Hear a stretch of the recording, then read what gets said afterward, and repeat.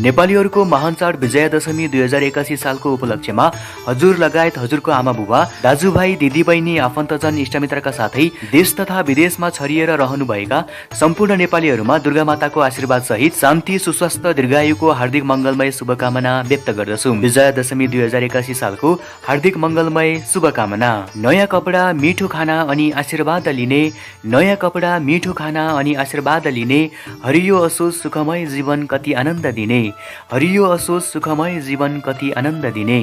दुर्गा माताले सबैको रक्षा गरून्, सबैको घर घरमा बास गरून्।